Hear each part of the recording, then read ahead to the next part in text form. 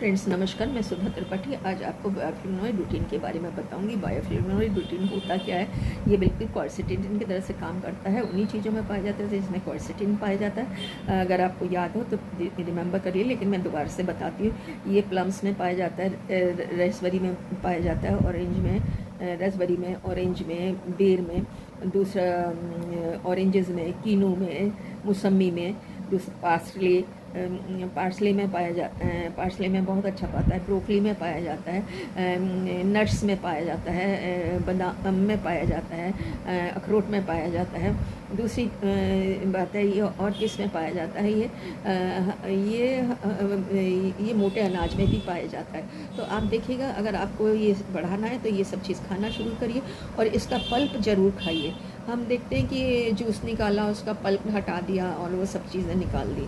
अगर जूस निकालना है तो उसकी स्किन जो उस पर उसकी ऑरेंज की को सेपरेट करते हैं, तो उसमें एक स्किन होती है, ऊपर की स्किन को पील कर सकते हैं, उसके बीज को निकाल सकते हैं, बाकी का पल्प के समय का ही है। और कभी कभी होता है उसका छोटा सा पीस, ऑरेंज का छोटा सा पीस, उसका छिलका, ये भी हम चबा के खाएंगे तो हमारे उसमें रूटीन बायोफ्लेवोनॉइड पहुंचेगा।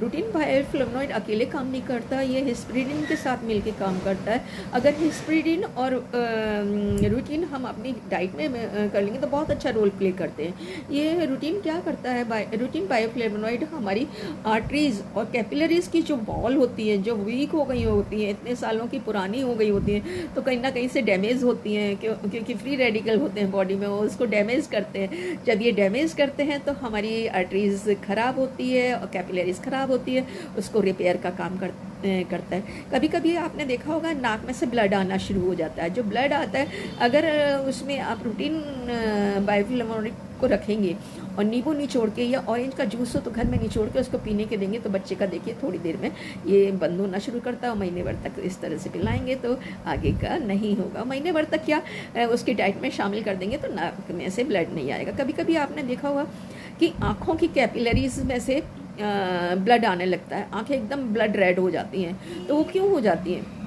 ये इसी की वजह से होता है, उसकी कैपिलरीज ब्रेक हो जाती है, उसमें से ब्लड आना शुरू हो जाता है। तो आप अगर अपनी डाइट में रूटीन बायोफ्लेवोनॉइड अगर ऐड कर लेंगे तो आपको बहुत अच्छा इम्प्रूवमेंट होगा। कभी कभी आपने देखा होगा कि गम्स भी ब्लीड करते हैं।